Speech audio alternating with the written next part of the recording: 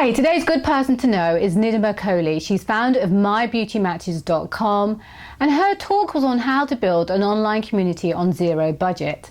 She started her business in March 2014, so it's still a startup, and yet she says it's Europe's biggest online beauty market, and it's featured in many magazines and newspapers, and she even won the Guardian Startup of the Year award in 2014.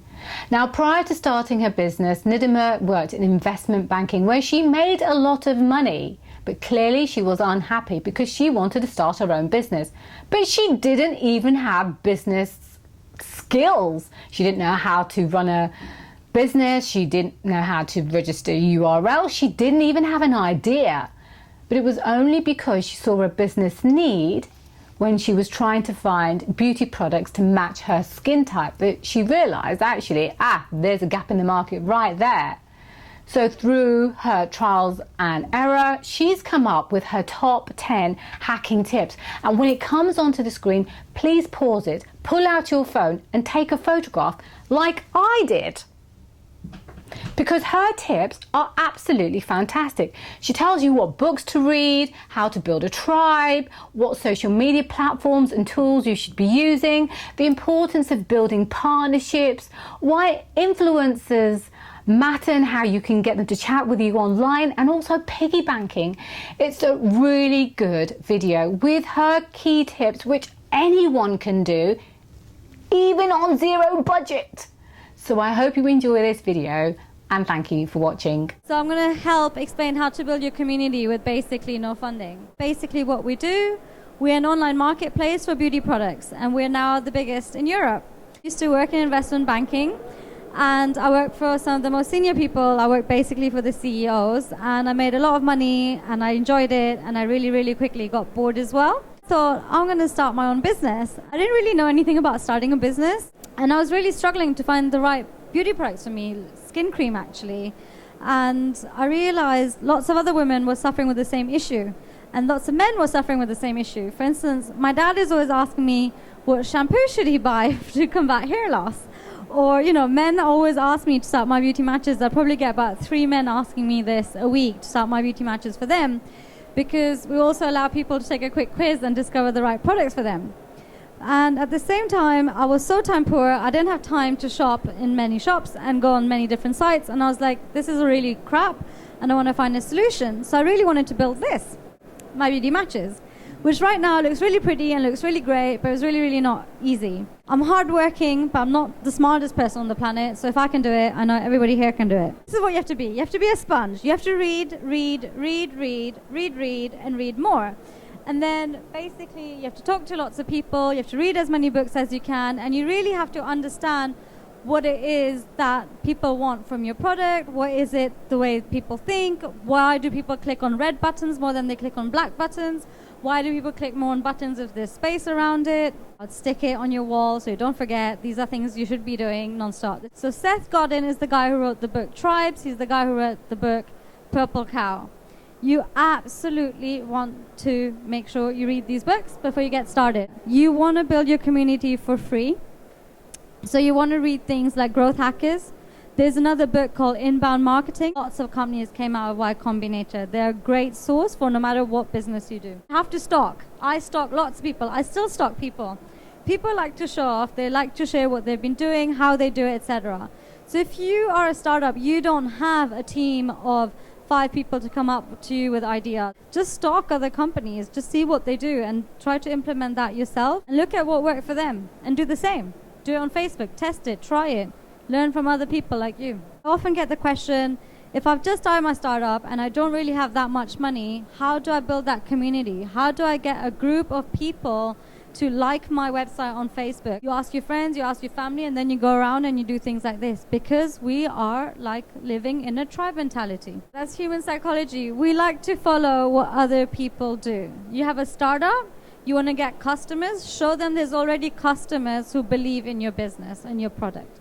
Recommend a friend, get press, talk to people, find journalists, tweet them, say I have this idea, send them your product, personalize it to them.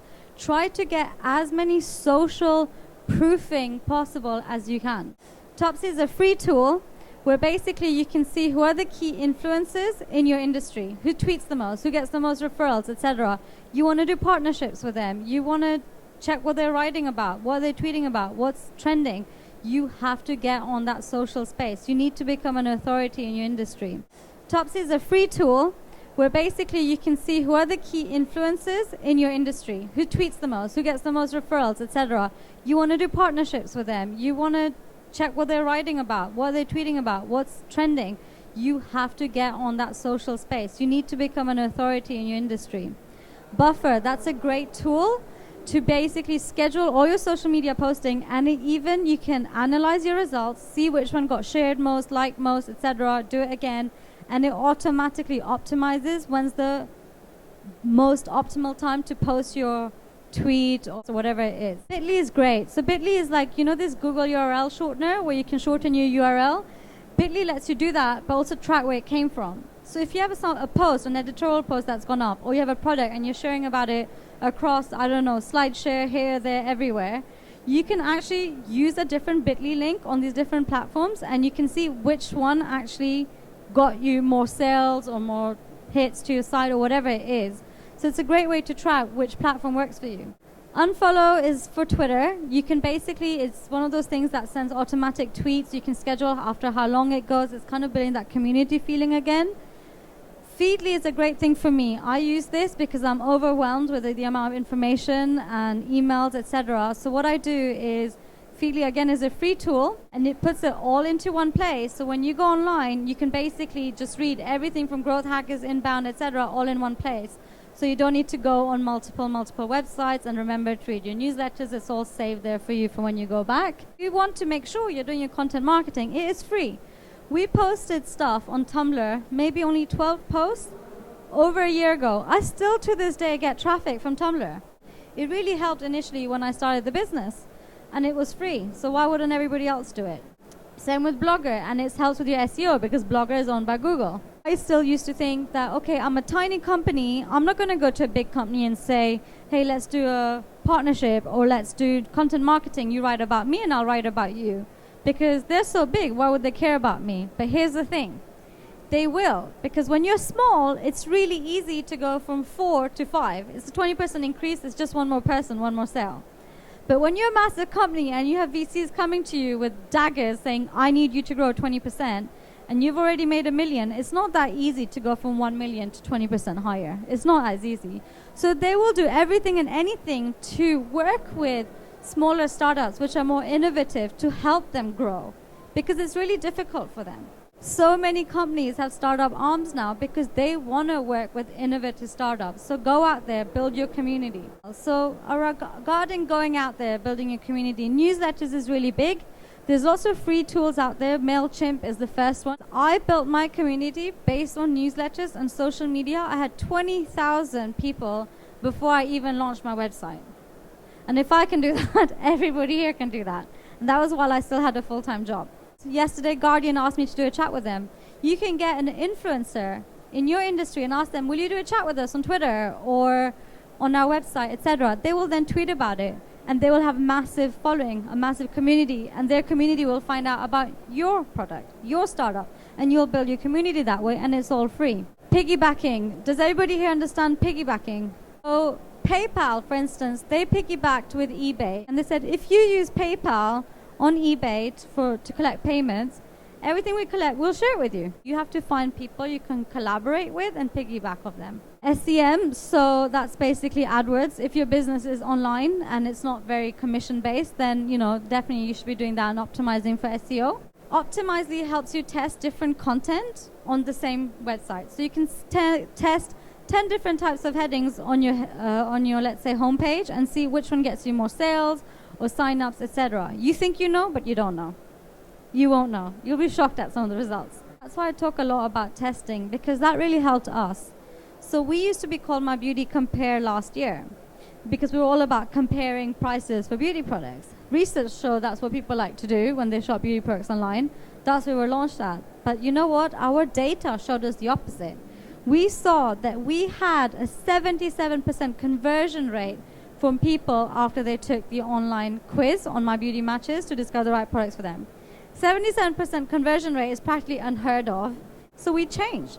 We pivoted. We called ourselves My Beauty Matches. We piggybacked off the name of Match.com so that people understood what My Beauty Matches is actually about. And we changed, looking at the data and through doing a lot of testing. I'm big fan of this. We don't work with agencies. We don't spend money on agencies. Because we did data-driven marketing, which is also known in the industry as growth hacking, it helped us optimize our platform with basically no budget. So you don't want to rely on other people. If you're a much bigger company, it's a different game. But if you're a startup, you don't want to work with agencies. Top readings, Growth Hackers, Medium, Inbound.org. Those are the 3 sites that should be part of your Feedly account, and you should be checking on a weekly basis. Had to spend a lot of time and money to change our site to make sure it's mobile responsive, not only because people shop more on mobile, but because Google changed the algorithm. So if you didn't look good on mobile, they actually pushed you down in the SEO ranking. Got coverage in lots of big publications. Actually, The Guardian also, we won Startup of the Year 2014. Again, I did this with no funding. So if I can do it, you guys can do it. Wasn't she great? I just loved her honesty and the fact that she kept on saying, look, if I can do it, you can do it. I'm doing it and it's working and this is what I'm doing, so you go and do it as well. I love that about her. I hope you enjoy this video. Please subscribe to see more and thank you for watching.